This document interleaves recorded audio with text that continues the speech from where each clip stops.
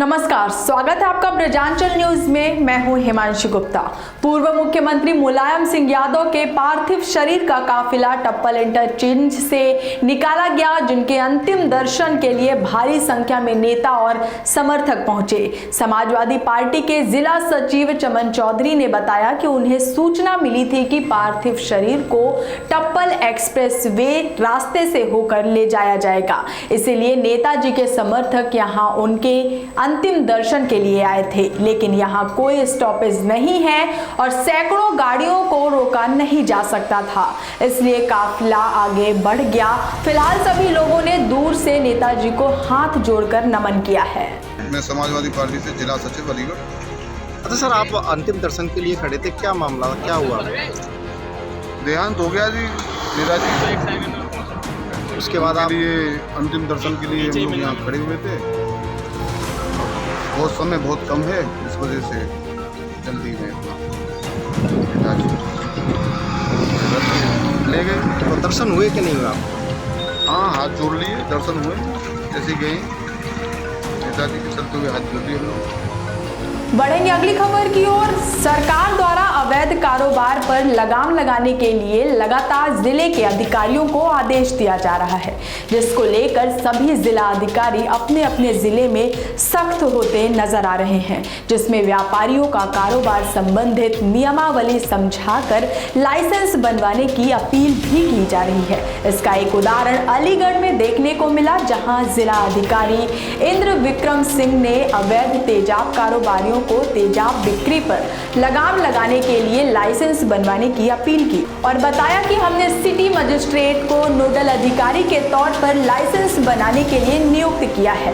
साथ ही कहा कि शहर में कोई भी व्यापारी बिना लाइसेंस के तेजाब बिक्री करते पाया गया तो उसके खिलाफ सख्त कार्रवाई की जाएगी।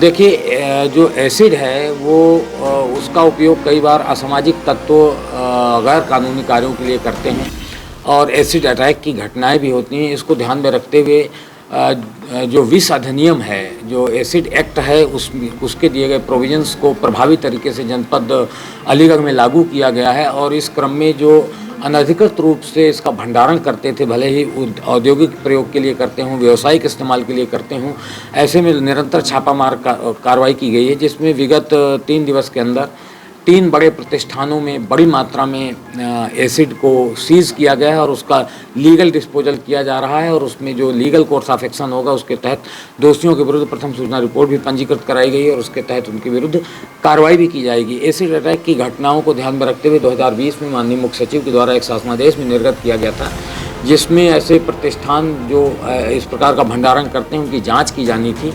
तो उसी का एक प्रकार से ये बृहत्तर रूप है, जिसमें ये हम लोग गोपनीय सूचनाओं के आधार पर इसकी जांच करते हैं और पाए जाने पर सीजर इत्यादि की कार्रवाई करते हैं। इस व्यवसाय से जुड़े हुए लोगों को मैं ये कहना चाहता हूँ कि यदि आप अपने जेन्युइन कारणों से विस अधिनियम के दिए हुए प्रोविजंस के तहत, एसिड अधिनियम के प्रोविजंस के तहत इसका भंडारण करना चाहते हैं, तो कृपया 500 रुपये का निर्धारित शुल्क जमा करके आप मेरे यहाँ आवेदन कर सकते हैं, जिला मजिस्ट्रेट के यहाँ आवेदन कर सकते हैं और समस्त औपचारिकताएँ पूर्ण होने पर वो विधि सम्मत यदि पाया जाएगा तो आपको भंडारण का लाइसेंस दिया जाएगा, ताकि विधिवत तरीके से आप कोई व्यवसाय करें और उसमें फिर आपको किसे आप उसका विक्रय कर रहे हैं, किस मात्रा तक उसे भंडारण कर रहे हैं, इसका आपको रिकॉर्ड कीपिंग आपको करनी होगी। तो जो लोग इस व्यवसाय के लिए इच्छुक हों वो नोडल अधिकारी के रूप में सिटी मजिस्ट्रेट को नामित किया गया है, उनके न्यायालय में आवेदन दे सकते हैं। आवेदन प्रोसेस करते हुए यथाशीघ्र उनको लाइसेंस निर्गत करने की कार्रवाई की जाएगी। लेकिन गैर कानूनी तरीके से अगर कोई करता हुआ पाया गया तो उसको आईपीसी की सक्षम धाराओं में उसके विरुद्ध न केवल अभियोग पंजीकृत किया जाएगा, बल्कि ये कोशिश की जाएगी कि उनको शीघ्र से शीघ्र दांडिक प्रक्रिया के तहत दंडित भी किया जाए।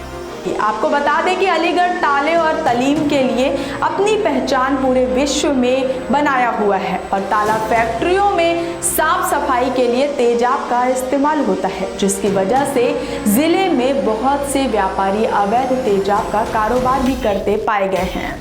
और अगली खबर, एक तरफ तरफ उत्तर प्रदेश में लगातार हो रही मूसलाधार बारिश ने लोगों का जीना हराम कर दिया है। घरों में तालाब जैसी स्थिति बनी हुई है, तो दूसरी तरफ अब कई जिलों में बिजली व्यवस्था चरमराने की वजह से लोग दिन में भी घरों में उजाले के लिए तरस रहे हैं। ऐसा ही एक मामला अलीगढ़ से सामने आया, जहां कोल इलाके स्थित देहली गेट शांति निकेतन बिजली घर में बारिश का पानी घुस गया।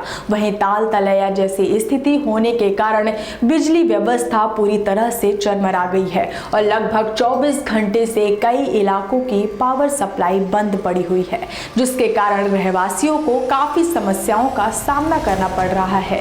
बावजूद इसके नगर निगम द्वारा पानी निकालने के लिए कोई भी सुविधा नहीं की गई है और यही कारण है कि क्षेत्रीय लोग विद्युत कर्मचारियों के साथ मिलकर बिजली घर का पानी बाहर निकालने में जुटे हुए हैं। बिजली घर के जेई का कहना है कि फिलहाल पानी निकलवाने के बाद गैस पंप से बिजली सप्लाई करने वाली मशीनों को सुखाने का प्रयास किया जा रहा है, जिसके बाद जल्द ही सप्लाई चालू कराई जाएगी। लाइट नहीं है, क्या रही दिक्कत? नहीं, 36 घंटे से नहीं, कल दोपहर बाद जब ज़्यादा पानी आया है तब बंद हुई है, ठीक है। और कंट्रोल रूम में करीब 1 से सवा फुट पानी अंदर आ गया था। पूरे बिजली घर में तो पानी भरा हुआ, पूरे क्षेत्र का पानी अंदर आया था बिजली घर में। रोकने की बहुत कोशिश की गई थी, परंतु पानी रुका नहीं था। पानी अत्यधिक पानी था और पानी रात भर बाल्टियों से पानी निकाला है और अब इस समय पैनलों की सफाई चल रही है, क्योंकि पूरे पानी में डूबे रहे तो एक एक ओसीबी को निकाल के सफाई करके और तब उसकी विद्युत आपूर्ति चालू की जाएगी। अन्यथा जल्दबाजी में मॉइस्चर की वजह से मशीनें जल भी सकती हैं।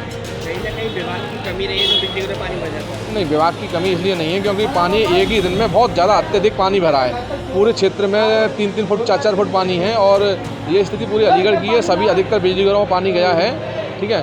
पिछली बार जो 15-20 दिन पहले लगा था, 7-8 दिन पानी भरा था, लेकिन वो पानी रुक रुक के पड़ा था, इसलिए बिजली घर के अंदर नहीं घुसा था। लेकिन इस बार पानी बहुत ज़्यादा और एक साथ पड़ा है, इसलिए पानी अंदर गया है। क्या करें? नगर निगम की कहीं ना कहीं कमी है? नहीं, देखिए ये एक दैवीय आपदा मानिए कि एक लिमिट से ज़्यादा पानी पड़ा है।